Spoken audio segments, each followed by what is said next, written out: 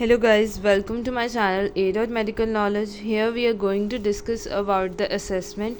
We are covering the topic of MSK, musculoskeletal disorders. It's most probably you study in semester 7 4th year में आप जो है MS की study करते हैं, ठीक है, मोस्ट कॉमनली। इसमें हम ना असेसमेंट के बारे में डिस्कस करेंगे कि हम जो भी MS का फर्स्ट ये चैप्टर है जो कि इंट्रोडक्शन होगा इसका। असेसमेंट में हम ये डिस्कस करेंगे कि पेशेंट आया उसको हमने किस तरह असेस करना है।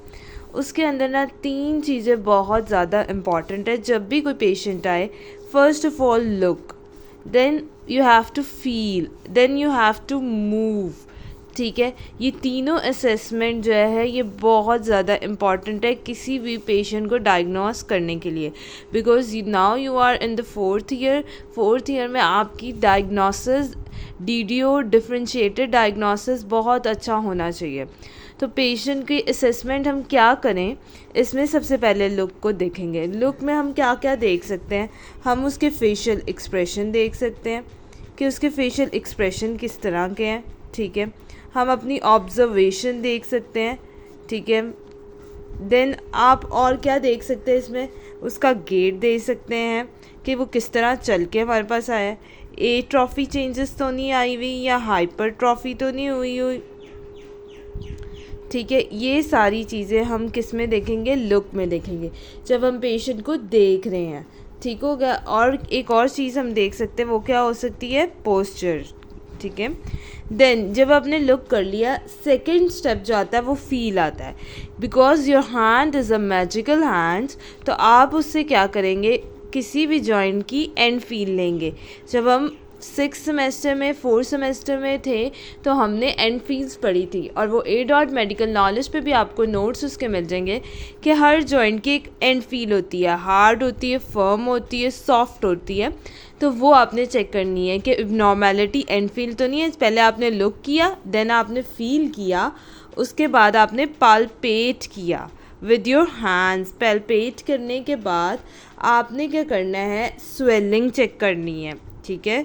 स्वेलिंग चेक करने के लिए आपने देखना है इंट्रा आर्टिकुलर स्ट्रक्चर नॉर्मल है, फिर इंट्रा के बाद आप पेरी पे आ सकते हैं। इंट्रा के बाद आप पेरी आर्टिकुलर स्ट्रक्चर देखें जॉइंट के। उसके बाद आप और क्या क्या देख सकते हैं, आप टेंडनाइटिस चेक कर सकते हैं। स्वेलिंग में रेडनेस वगैरह आ जाती है, रेडनेस वगैरह चेक कर सकते हैं, ठीक है। अब आपको एक तरीका मैं बताती हूँ कि आप टेंडन से डीप में जाएं। टेंडन को चेक करने के बाद आप क्या चलें, मसल की बेली में जाएं, मसल बेली चेक करें। मसल बेली के बाद आप जॉइंट को चेक करें, ठीक है, कि जॉइंट में कोई इबनॉर्मेलिटी तो नहीं है, ठीक है। इस तरह आप जाएं। दूसरी बात, आप क्या कर सकते हैं, स्किन चेक कर सकते हो, ठीक है। सुपरफिशियली अगर हम जाएं तो हम देखेंगे स्किन के अंदर कोई भी वाइट स्पॉट तो नहीं लगे हुए, ठीक है।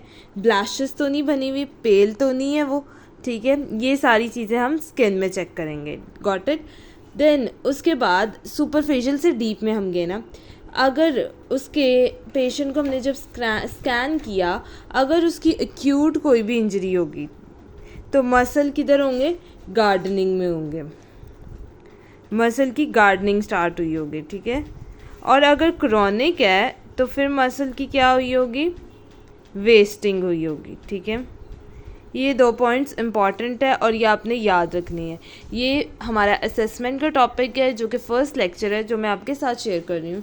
दूसरी बात हमारे पास आ जाती है रेंजेस चेक करना, रेंज ऑफ मोशन इसमें आपने चेक करनी है। और क्या चेक करने हैं, एंगल्स।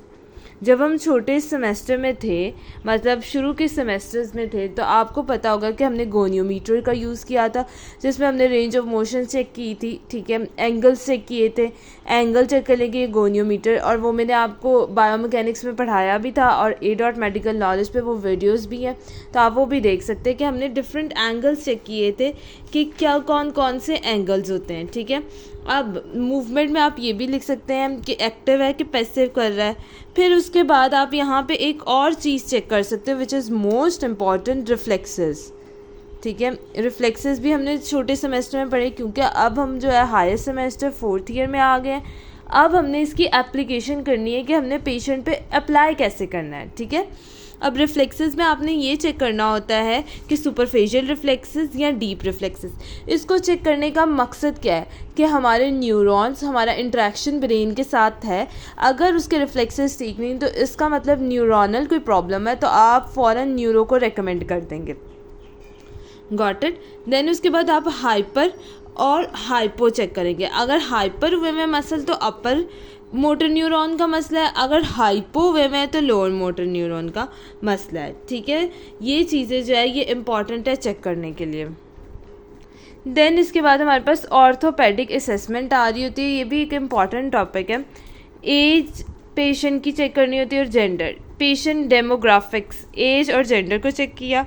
फिर उसके बाद आपने प्रेजेंटिंग कंप्लेंट्स क्या आ रही है, मतलब ऑनसेट क्या था कंप्लेन का, ड्यूरेशन कितनी थी, पेन की असेसमेंट करनी है, नाइट पेन तो नहीं है, हिस्ट्री लेनी है प्रेजेंट कि कोई ट्रॉमा वगैरह तो नहीं हुआ, मेडिकल और सर्जिकल हिस्ट्री ले ली, डायबिटीज़ तो नहीं है, रेड फ्लैग चेक करने हैं, वेट लॉस तो नहीं हो रहा, या कोई भी नाइट स्वेटिंग तो नहीं हो रही। ये हमारे पास ऑर्थोपेडिक असेसमेंट में होगी। ये भी पॉइंट आप याद रख सकते हैं पेशेंट के असेस करने से पहले। ये थी हमारी जर्नलाइज बातें असेसमेंट के बारे में। अब नेक्स्ट वीडियो जो होगी वो हमारी होगी गेट साइकिल के बारे में। Thank you so much.